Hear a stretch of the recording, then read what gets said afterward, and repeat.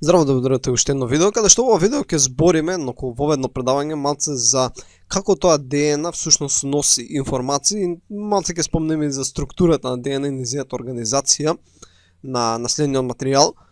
И како што спомнат, нели, понатаму повеќе ќе разгледаме нејзината химиска структура на ДНА, наследниот материјал и така натаму, но сега само треба да добиеме на општа слика и да се запознаеме со некоја одредена терминологија. И сега знаеме дека ДНА, односно најверојатно сте слушнале, дека ДНА е таа која ги носи информациите за како да се создадеш ти, значи како ти си изграден, сите делови од твоето тело, и не само за тебе, значи тоа важи за сите животни, за сите растенија, не знам, некое цвеќе и така натаму. Значи во ДНА се зачувани сите тие информации. Сега како се зачувани информациите или како воопшто изгледаат тие информации кои се зачувани? Значи, например, за да направиш, не знам, некоја торта, ти треба, не знам, рецепт, и во тој рецепт има дадени упатства, кои се запишени, не знам, некој си јазик со одредени граматички правила. Например, ако земеме македонскиот јазик, имаме 31 буква со која можеме да запишеме информација, имаме даден речник на зборови кои можеме да ги употребуваме. Исто така има некои символи, кои, не знам, како точка, запирка, извичник, прашалник и така натаму. Но има некои правила граматички, например, не знам, мора да има глагол, мора да има, не знам, именка и така натаму. Значи мора некои правила да се почитуваат, но сепак комбинацијата на зборови и реченици кои може да се формулираат е многу неверојатно голема. И со употреба на овие правила може да се формулираат, односно се пренесат голем број на информации, но сепак дури ние не го користиме максималниот број. Односно, добро, нормално не имаме толку голем речник или нешто, ние отприлика не знам македонскиот јазик, сега карикирам, ама да речеме дека имаме околу 10.000 збора. Ние всушност тие 10.000 збора можеме да ги представиме само, и ако користиме 31 буква, можеме да ги представиме само на 4 локации, значи дури на 3 локации. Значи ако имаме локација X, Y и Z, сега на која било тоа локација може да ставиш која било буква, например може да биде ААА, или може да биде АБА, така или АША и така натаму. Значи ти можеш само со 3 букви да ги представиш, да го представиш целиот речник. Например, ако АА е, не знам, стол, например АБА е клупа и така натаму. Например, ова може да е завеса или нешто слично. Не ни се потребни многу големи комплексни зборови, но нормално тоа не го правиме поради тоа што би звучело тешко за распознање. Нема да знаеш дали кажал дали каде завршува еден збор, каде почнува и така натаму. Но сега да видиме како можеш исто да запишеш информација без да ги користиш овие, нели, дадени букви. Сепак мора да користиш некогов начин на пренесување информација на некои символи со одредени правила. Например, тоа информатиката го прави користики 0 и 1, така, 0 и 1 и користи бинарен код. Значи нема 31 символ, значи 31 буква и нема никакви знаци, нема точки, запирки, заградени, него има само 0 и 1. Сега во зависност од комбинациите, например 0, 1, сега можеме и со бинариот код, например, да пишуваме како во македонски јазик. Например, ќе речеме дека 0, 1, 0, 1, 0 е еднакво на буквата А. Ќе речеме дека 0, 1, 1, 1, 0 е еднакво на буквата Б и така натаму и така натаму, и после можеш со овој лист кај што ќе запишеш правилата, можеш да запишеш која е било реченица од македонскиот јазик. И можеш да пренесуваш информација. Сега ова нормално беа рандом измери примери, ама тоа е принципот на кој работи. Сега да видиме како ДНА пренесува информации. Значи ДНА не користи 31 буква, не користи точки и запирки. Него користи само 4 букви, значи тоа се буквите А, Г, Т и Ц. Сега не дека вие букви се запишени внатре од ДНА, значи нема таму букви кои ние ги гледаме, него има дадени хемиски соединенија и според хемиската номенклатура или со тривијални имиња ние ги нарекуваме аденин, гуанин, тимин и цитозин. И од таму ги користиме само првите букви како кратенки. Значи тоа не постои, значи, букви во ДНА, него постојат дадени хемиски соединенија кои се повторуваат, овие се всушност азотни бази, пурински и пиримидински, но ќе разгледаме хемиската структура понатаму, значи сега нема на тоа да се задржиме. И едноставно ние користиме букви за да бидат као кратенки. Сега се сврзуваат на одредени начини. Значи А се сврзува со Т и Г се сврзува со С. Сега ќе речеш дека како се сврзуваат само така, дека има две можни комбинации, односно можеме да речеме дека ова е 0 и дека ова е 1. Но всушност не е така, всушност има 4 комбинации, иако може да се сврза само на два начина, значи А со Т или Г со С. Поради тоа што има две вериги во ДНА. Значи ДНА има две вериги, каде што секојаш идат комплементарно. Сега на секоја верига може да има која било од овие А, Г, Т, С. Значи овдека ако имаме А, тука имаме Г, С, С, Г, не знам, Т, Т, А и така натаму. Од другата страна нели ќе ги имаме комплементарните, да земам, не знам, со виолетова боја, значи овдека ќе биде Т. Да го направиме вака малку подобро. Ова ќе биде Т, ова ќе биде С, ова ќе биде Г, ова ќе биде Г, С, А и Т. Ама поентата со ова е што ако ја знаеш едната верига, значи ако знаеш синава верига, ќе ја знаеш каква е и портокаловата верига. Значи потребна ти е само едната за да знаеш другата. И ова е важно дали за реплицирање ДНА, за ДНА репликација, зашто ќе збориме понатаму, но тоа е начинот на кој ја запишува информацијата. Значи во еден последователен код на А, Г, С и Т. И сега ова пак можеме да го представиме на пример со македонскиот јазик. Можеш да го трансформираш каде што, не знам, за буквата А би користел ААА или АЦА пример. За буквата Б би користел ГЦГ, така за буквата В би користел, не знам, ЦЦА и така натаму, и после може да конструираш реченици со ова. Например, ако ова би го сакале да го напишеме зборот АБ, би користеле, например, би напишале А, Ц, А, така тоа е буквата А, буквата Б е Г, Г, Ц, Г и сега буквата Е да речеме дека е ТАТ. И ова, например, би значило АБ. А, Б, Е. И нормално, нели, во ДНА не е запишана македонските зборови, значи македонскиот речник, македонски кирилица.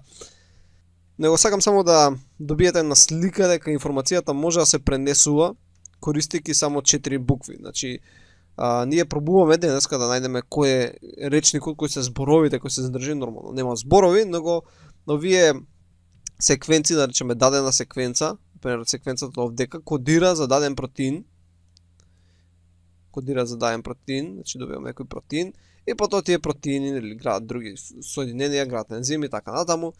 Многу комплексни процеси кои ќе ги објаснуваме понатаму или ќе опфатиме молекуларна биологија повеќе, те образуваат тебе.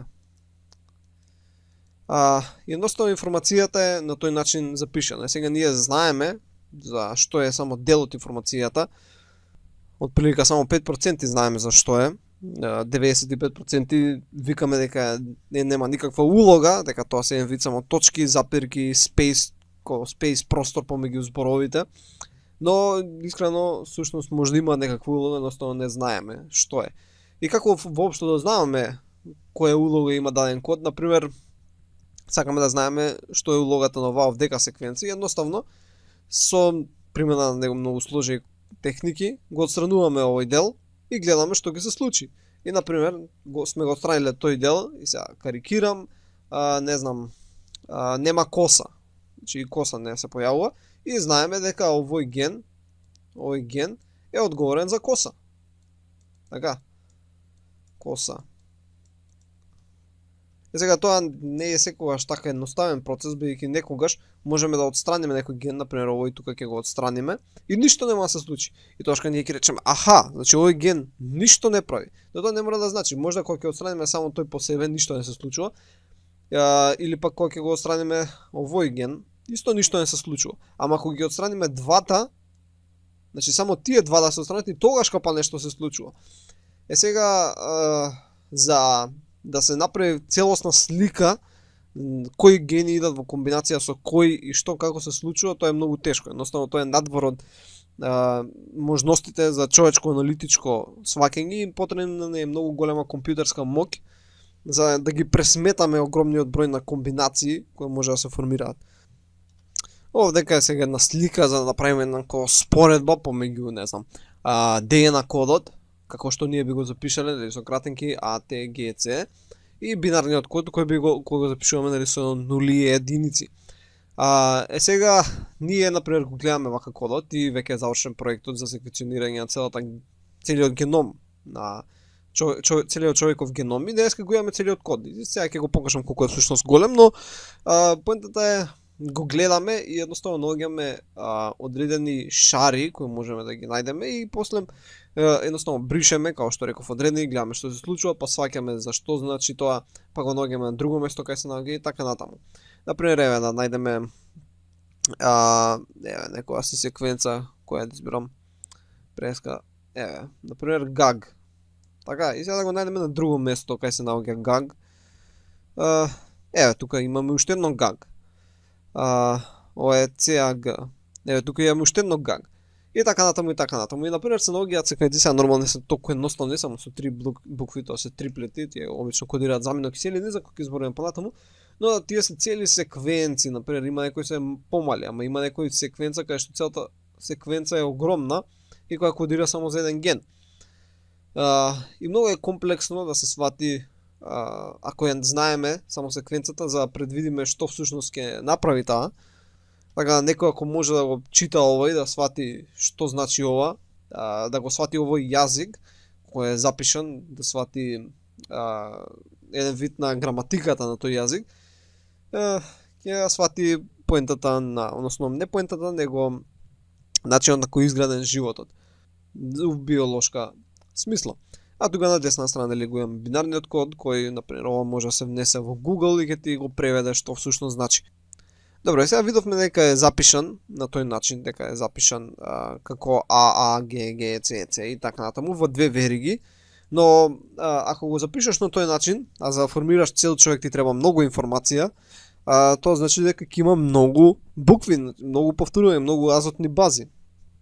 И всушност ова е еден вид најголемата молекула, така која растегнеш од еден крај до друг, таа би била голема околу 2 метра. Сега тоа е само во една клетка. Сега во телото има околу 150 трилиони клетки, но најголем дел од нив само е копи-пастен целиот материјал. Но сепак ако би го земал целиот и би го издолжил, тоа би било околу 300 трилиони метри. Така. Тоа е околу 300 билиони километри, што е околу 2000 пати од тука до Сонцето. Тоа значи дека имаш многу долга ДНА во тебе. Ама да не разгледаме на цело тело, бидејќи најголем дел копи паста, да разгледаме само на една клетка. Значи во една клетка има 2 метри ДНА, што е многу долго. И ако тоа би се запишало во еден вид на Word, ако би го куцале и би го испринтале како книги, би му дошло да е толку. Значи огромен број на книги, да знам се некоја друга боја се познава. Што би било огромен број на книги, каде што можеме да видиме дека една книга би била многу голема, каде што фонтот кој е испринтан е многу мал. И ова ако би го внеле во компјутерот, не само бинарно на Word или на нешто слично, би искочило околу 1,5 гига. Значи во една клетка имаш 1,5 гига и ако видиме дека имаш 150 трилиони клетки, тоа е околу 150 зета бајти. Значи не гигабајти, него зетабајти. 150 зетабајти има во еден организам информација. Сега ова, кога ќе се запознаете на почеток со оваа идеја, си викате како има толку многу информација, како е толку голема, значи голема во однос на должина, збориме значи 2 метра, и се тоа е спакувано внатре само во јадрото на една клетка, значи ако ова е клетката и ова е јадрото, значи целата ДНА се наоѓа само во јадрото на една клетка, кое е големо неколку си микрометри или голем број на нанометри. И сега тоа ќе го разгледаме. Значи, сега просто само ќе го разгледаме, понатаму ќе видиме како е всушност спакувана подетално на молекуларно ниво, но едноставно да си имате у глава дека 2 метри може да се спакуваат, да речеме да земеме нешто што е 2 метри долго, ама е дебело, не знам колку, она што се дршките за во автобус, што се задржање, кој се не знам да речеме околу 5 сантима дебели, и ова би го замотале во едно клупче како полжавче. Така, тоа би било многу дебело. Така, ако би го замотале еден вид, би имало напречен пресек, не знам да речеме од 1 метар. Сега немам појма колку би било, ама да речеме дека би било 1 метар. Истото да го направиме со нешто што е 2 метри долго, ама е дебело колку една сламка. Значи сламка за пиење сок или нешто слично и тоа го замотаме како полжавче. Тоа би било многу помал диаметар би имало, значи многу помал диаметар од шипката. Тоа би имало диаметар, не знам да речеме од 10 сантима. Сега забележувате дека иако и двете се 2 метри долги, сосема помал диаметар зафаќаат. Сега ДНА колку е дебела? ДНА е дебела 2 нанометра. Значи 2 нанометра е дебела. И тоа ја овозможува да се спакува уникатно во јадрото, да може да ја собере. Но не само тоа што се спакува, таа мора и соодветно да се спакува. Значи, вие можете да земете пример со, не знам, алишта, и сега ако не ги диплите убаво, нема да ги собере во куферот, така? Без разлика што е истиот број на алишта, ако ги здиплиш убаво, ќе ги собере во куферот, ако не, нема да ги собере, ќе бидат многу распределени, ќе зафаќаат максимален простор. И сега ДНА треба да се здипли за да може да се собере во јадрото. Не само што е мала, него таа мора да се здипли на посебен начин за да може да ја собере. Сега ќе разгледаме кратко како се случува тоа здиплување и со дел од терминологијата. Значи едноставно ДНА ќе ја гледаме сега само како една линија, иако нели е таа двоверижна, спирализирана и така натаму, има многу други карактеристики хемиски за кои ќе збориме понатаму, но сега ќе ја гледаме само како една линија и таа едноставно е замотана околу, ќе ги замислиме како макари, оние што се за конец мотање, значи ќе ја нацртаме како макари, значи вака имаме како една макара и сега тука ќе направиме уште една, така и така натаму и така натаму. Ајде ќе направиме 3 да бидат 3 макари. И сега ДНА како што иде, иначе овие макари се всушност хистони, ама за молекуларните организми и за организацијата ќе збориме понатаму, сега не е важно толку, но едноставно се запамти дека како што иде, она се замотува 2 пати и после продолжува на наредната и тука се замотува 2 пати и продолжува на наредната се замотува 2 пати. И после ова целото, да го замислиме дека сега излегува тука целото замотано со макари, дека целото има макари на него, да ги бележиме. И сега ова целото замотано со макари го рачунаме како едно. Значи сега оваа нова линија, ајде да бележиме со некоја друга сина боја, како виолетова, и целата замотана со макари. И сега таа повторно се врти, се мота околу други протеини. Значи може да се замислиме дека усвари као ова целото сега се замота спрема други поголеми макари. Така. И сега повторно се мота околу нив. И добиваме нешто што е уште позамотано. Така сега е наредно. И тоа уште се мота. И така натаму се дури не стигнеме до една организација која се нарекува хроматида или хромозом. Сега ќе разграничиме што е разликата, значи ќе нацртаме вака како вака. И ќе разгледаме како стапче. Значи овдека ДНА е многу спирализирана, спакувана, здиплена, како сакате наречете, и образува хроматида или хромозом. И сега во една клетка, значи разделаме една клетка, значи една голема клетка, нели имаме јадро, и внатре во јадрото го имаме генетички материјал кој да речеме дека е организиран во хроматиди или хромозоми и во една соматска, телесна, например од раце, од нозе, од органи или слично, имаме 46 хромозоми, односно 46 хроматиди кога клетката е во мирување. Сега што значи тоа? Тоа значи дека има 46 од овие стапчиња, како да ги наречеме. Значи 1, 2, нека ги бележиме со друга боја. Значи 1, 2, 3 и така натаму. Значи 4. И сите се малце различни и на крај имаме например X. Сега имаме 23 всушност се од мајката, значи речеме дека овој пар е од мајката. Значи овој пар тука е од мајката, 23 има. И ова ќе обележиме со N.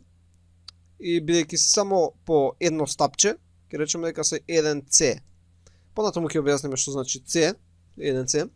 Но имаме 23. Сега имаме 23, исто и од таткото, кој доаѓаат, кои се комплементарни на тие кои беа од мајката, така да речеме дека овој со овој иде, овој со овој и така натаму и така натаму.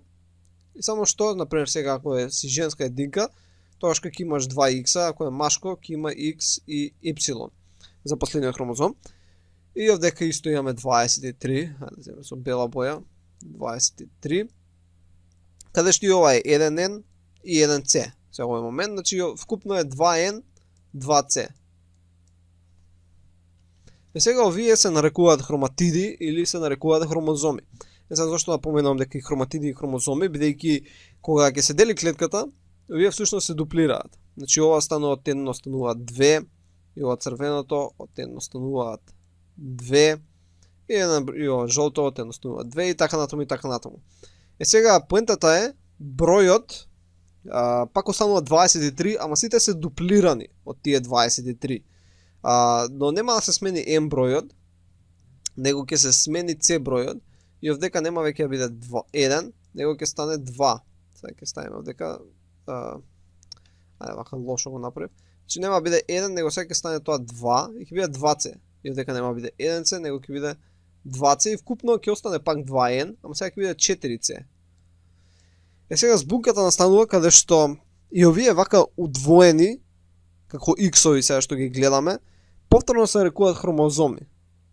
Ама сега се двохроматидни, веќе се изградени од две хроматиди. Значи ова едното зелено беше хроматида, е сега бидејќи се од две хроматиди, така сега се две хроматиди или 2c да речеме, но повторно е еден хромозом. Значи повторно го нарекуваме како еден хромозом. Хромо. И овдека често може да настане некоја збунка, значи некогаш го гледаме како еднохроматидни и ги нарекуваме хромозоми, некогаш се двохроматидни и повторно се нарекуваат хромозоми. Добро, не знам колку убаво се објаснив, но сепак ова би требало да биде доста познато од биологија, од основно и средно, но како што идеме понатаму, повторно ќе се повторуваме на овие концепти, на овие принципи на работа. Се надевам дека нешто свативте, ова сепак беше едно воведно предавање. Во наредното видео веќе ќе почнеме да разгледуваме некои клеточни циклуси и така.